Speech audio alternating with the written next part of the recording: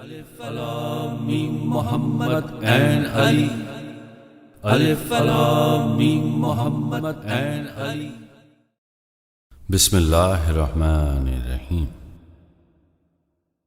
اللہ تعالیٰ نے قرآن شریف میں حضرت ابراہیم علیہ السلام کا قصہ اس طرح بیان فرمایا ہے کہ کسی زمانے میں ایک آدمی تھا، اس کا نام آزر تھا۔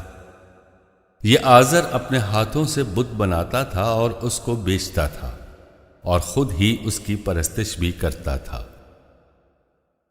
ایک بہت بڑا گھر بتوں کے لیے مخصوص کر لیا تھا، اس میں بہت سی مورتیاں رکھ چھوڑی تھیں۔ آزر اور تمام لوگ عبادت کے غرض سے اس بت خانے میں جاتے تھے، ان بتوں کے سامنے اپنا سر جھکاتے تھے، انہی سے اپنی مرادیں مانگتے تھے۔ آزر کے ایک لڑکا تھا جو بہت ہونہار تھا، ان کا نام ابراہیم علیہ السلام تھا۔ ابراہیم علیہ السلام لوگوں کو اور خود اپنے باپ کو بتوں کے آگے سر جھکاتے اور پوجا پاٹ کرتے دیکھتے تھے تو بہت افسوس کرتے تھے۔ اپنے دل میں کہتے تھے کہ یہ بت تو پتھر کے ہیں جن کو خود انہوں نے اپنے ہاتھوں سے بنایا ہے اور اب اس کی پوجا کرتے ہیں، ان کو خدا بنا لیا ہے۔ بڑے افسوس کی بات ہے کہ اپنے ہاتھوں سے مورتیاں بنائیں پھر خود ہی ان کی پرستش کریں، اور مزہ یہ کہ بت نہ بول سکتے ہیں، نہ سن سکتے ہیں، نہ ان میں نفع نقصان پہنچانے کی طاقت ہے، مکھیاں اڑانے تک کی ان میں کوئی طاقت نہیں۔ ہم روز دیکھتے ہیں کہ جب ان پر مکھیاں بیٹھ جاتی ہیں تو یہ اڑا نہیں سکتے، چوہا ان کے سامنے سے کھانا اٹھا لے جاتا ہے تو یہ روک نہیں سکتے۔ جب یہ خود اپنی تکلیف دور نہیں کر سکتے تو یہ کیا کسی کو آرام پہنچائیں گے یا کسی کی تکلیف دور کر سکیں گے؟ پھر کس لیے لوگ ان بتوں کی پوجا کرتے ہیں اور کیوں ان کے آگے سر جھکاتے ہیں؟ بار بار ابراہیم علیہ السلام کے دل میں یہ سوال پیدا ہوتا تھا کہ لوگ ان پتھروں کی مورتیوں سے کیوں مانگتے ہیں جن میں حس و حرکت بھی نہیں؟ ان سے اپنی خواہشوں کا اظہار کیوں کرتے ہیں؟ یہ ان کو کیا دے دیں گی؟ کون سا آرام پہنچا دیں گی یا کون سی تکلیف دور کر دیں گی؟ ابراہیم علیہ السلام اپنے باپ سے کہتے تھے کہ اے ابا جان، آپ ان بتوں کی عبادت کیوں کرتے ہیں؟ کس لیے ان کے آگے سر جھکاتے ہیں؟ ان بتوں سے آپ کیوں سوال کرتے ہیں؟ ابا جان، بڑی حیرت کی بات ہے کہ یہ بت نہ سنتے ہیں، نہ بولتے ہیں، نہ نفع پہنچاتے ہیں، نہ نقصان۔ آپ کس لیے ان کے آگے کھانا رکھتے ہیں اور کیوں پانی رکھتے ہیں؟ ابا جان، بڑے تعجب کی بات ہے، یہ بت نہ تو کھاتے ہیں نہ پیتے ہیں، پھر آپ کس لیے ان کی خاطر کرتے ہیں؟ آزر ان باتوں کو سن کر غصے سے بے تاب ہو جاتا تھا اور اس کی سمجھ میں کچھ نہیں آتا تھا۔ آتا کیسے؟ اس کی عقل پر تو پتھر پڑے ہوئے تھے۔ ابراہیم علیہ السلام اسی طرح اپنی قوم کو سمجھاتے تھے لیکن کوئی اثر نہیں ہوتا تھا، بلکہ بجائے اثر لینے کے اور غصہ ہوتے تھے۔ ابراہیم علیہ السلام نے سمجھ لیا کہ یہ لوگ اس طرح نہ مانیں گے، اب کوئی دوسری ترکیب کرنا چاہیے۔ سوچتے سوچتے ایک ترکیب سمجھ میں آ گئی۔ دل میں کہا، ٹھہرو، جب تم سب چلے جاؤ گے اور بت خانہ خالی ہو جائے گا، اس وقت میں ان بتوں کو توڑ دوں گا، قسم خدا کی ضرور توڑوں گا، تب تمہاری سمجھ میں آئے گا۔ تہوار کا دن آیا، جب بچے بوڑھے جوان خوشی منانے کے لیے اپنے گھروں سے نکلے اور میلے کی طرف چلے۔ آزر بھی چلا اور چلتے چلتے ابراہیم علیہ السلام سے کہا، تم بھی ہمارے ساتھ چلو، تم کیوں نہیں چلتے؟ ابراہیم علیہ السلام نے کہا، میرا دل نہیں چاہتا اور میں بیمار بھی ہوں، مجھ میں چلنے کی طاقت نہیں۔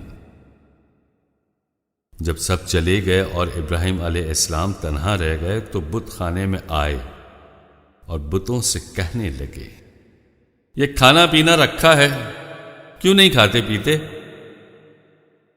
بت خاموش رہے، اور بولتے کیسے؟ کہیں پتھر بھی بولتا ہے؟ ابراہیم علیہ السلام نے کہا، تم کو کیا ہوا؟ تم جواب کیوں نہیں دیتے؟ لیکن سب بت بنے بیٹھے رہے، کچھ نہ بولے۔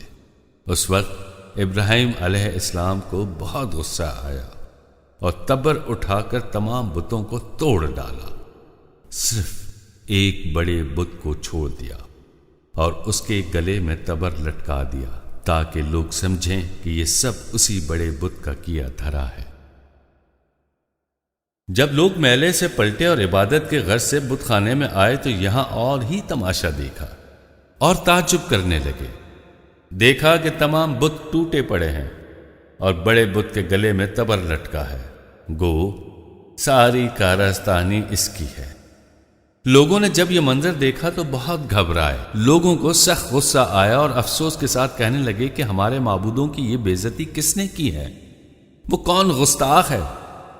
کچھ لوگوں نے کہا، ایک نوجوان جس کا نام ابراہیم علیہ السلام ہے اکثر ہمارے معبودوں کے پیچھے پڑا رہا کرتا ہے اور ان کے نام دھرا کرتا تھا، ہو نہ ہو یہ اسی کی حرکت ہے۔ لوگوں نے حضرت ابراہیم علیہ السلام کو بلا کر پوچھا، ہمارے معبودوں کے ساتھ یہ سلوک تم نے کیا ہے؟ ابراہیم نے کہا، انہی بڑے صاحب سے پوچھو، بول سکتے ہیں تو بتا دیں گے۔ لوگ سمجھتے تھے کہ بت پتھر کے ہیں، ان میں بولنے کی طاقت کہاں؟ بڑا بت بھی ایسا ہی ہے، اس میں اس کی قدرت کہاں کہ چلے اور توڑے؟ کہا، ابراہیم علیہ السلام تم جانتے ہو کہ بت نہیں بولتے، پھر ہم ان سے کیا پوچھیں؟ نہ یہ چل سکتے ہیں نہ توڑ سکتے ہیں۔ ابراہیم علیہ السلام نے کہا، تو پھر ایسے کی عبادت ہی کیوں کرتے ہو جن میں نفع و نقصان پہنچانے کی طاقت نہیں؟ ایسے سے کیوں مانگتے ہو جو نہ سنتے ہیں نہ بولتے ہیں؟ تمہاری عقل پر کیسا پردہ پڑا ہے کہ اتنی موٹی بات بھی سمجھ میں نہیں آتی؟ لوگ یہ سن کر خاموش ہو گئے، دل ہی دل میں شرمندہ ہوئے، کوئی جواب نہ آیا، سروں کو اوندھا کر کے بیٹھ گئے۔ لوگوں نے ایک جگہ جمع ہو کر آپس میں مشورہ کیا کہ ہم کو کیا کرنا چاہیے۔ ابراہیم علیہ السلام نے ہمارے بتوں پر ہاتھ اٹھایا اور بت خانے کی عزت خاک میں ملا دی، بتاؤ ابراہیم علیہ السلام کے ساتھ کیا سلوک کیا جائے؟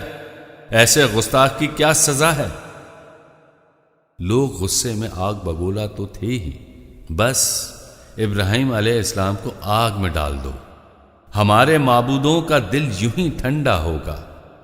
بس پھر کیا تھا، آگ بھڑکائی گئی اور جب اس کے شعلے آسمان سے باتیں کرنے لگے تو اس میں حضرت ابراہیم علیہ السلام کو ڈال دیا۔ لیکن ابراہیم علیہ السلام اللہ کے دوست اور اللہ کے نبی تھے، اللہ تعالیٰ نے ان کی مدد فرمائی۔ آگ کیا ہے؟ اللہ ہی کی تابعدار ہے، اسی کے حکم سے جلتی ہے اور اسی کے حکم سے جلاتی ہے۔ آگ کو حکم ہوا۔ ترجمہ، اے آگ ٹھنڈی ہو جا اور ابراہیم علیہ السلام کی سلامتی بن جا۔ خدا کے حکم سے وہ آگ ابراہیم علیہ السلام کے لیے گلزار ہو گئی اور جنت کا نمونہ بن گئی۔ لوگوں نے دیکھا کہ کہاں تو دہلتی ہوئی آگ اور کہاں یہ مہکتا ہوا باغ۔ ارے ابراہیم علیہ السلام تو پھولوں میں بیٹھے ہیں، ان کو تو آنچ بھی نہیں آئی۔ لوگ سناٹے میں آ گئے اور بڑے سٹ پٹائے کہ ماجرا کیا ہے۔ اب حضرت ابراہیم علیہ السلام نے لوگوں کو سمجھانے اور توحید کا سبق پڑھانے کے لیے دوسرا راستہ اختیار کیا۔ ایک رات حضرت ابراہیم علیہ السلام نے تارے کو دیکھ کر کہا، یہ میرا رب ہے، مگر تارا جب چھپ گیا تو کہا، یہ میرا رب نہیں ہے۔ منہ چھپانے والے سے کوئی کیا محبت کرے کہ ابھی ہے اور ابھی نہیں۔ پھر جب چاند اندھیری رات میں مسکراتا ہوا نکلا تو حضرت ابراہیم علیہ السلام نے کہا، اچھا یہ میرا رب ہے۔ صبح ہوتے ہوتے چاند کا بھی عمل ختم ہوا اور اس نے اپنی چاندنی تہ کی۔ حضرت ابراہیم علیہ السلام نے کہا، اب کیا کروں؟ جس کا دامن پکڑتا ہوں وہ اپنا دامن چھڑا لیتا ہے، اگر میرا پروردگار میرا ہاتھ نہ پکڑے گا تو میں گمراہ ہو جاؤں گا۔ چاند کو غائب ہوئے تھوڑی دیر نہ گزری تھی کہ سورج پوری آب و تاب کے ساتھ نکل آیا اور اپنے چہرے سے نقاب الٹ کر ساری دنیا کو جگمگا دیا۔ ابراہیم علیہ السلام بے اختیار بول اٹھے، یہ میرا رب ہے اور یہ سب سے بڑا ہے۔ لیکن جب رات ہوئی اور سیاہی کی بے پناہ لشکر سے سورج نے ہار مانی اور اسے منہ چھپاتے ہوئے کہنے لگے، ارے یہ بھی میرا رب نہیں ہے، یہ بیچارہ میری کشتی کیا پار لگائے گا؟ اس کی کشتی خود ہی ڈاواں ڈول ہے، ابھی ابری ہے اور ابھی ڈوبی۔ اے قوم، میں اس کی طرف رجوع کرتا ہوں جس نے آسمان و زمین پیدا کیے اور آسمان کو چاند، سورج اور تاروں سے رونق بخشی، جو زندہ ہے اور زندہ رہے گا۔ میں اس سے بری اور بیزار ہوں جس کی تم پرستش کرتے ہو۔ اللہ باقی رہنے والا ہے اور دنیا کی ہر چیز فنا ہونے والی ہے، مٹ جانے والی ہے اور کھو جانے والی ہے۔ تارا بھلا میری کیا مدد کرے گا؟ وہ تو خود ہی کسی کا تابع ہے، اس کے حکم سے نکلتا ہے اور اسی کے حکم سے غائب ہو جاتا ہے۔ چاند سے بھی کیا امید ہو سکتی ہے؟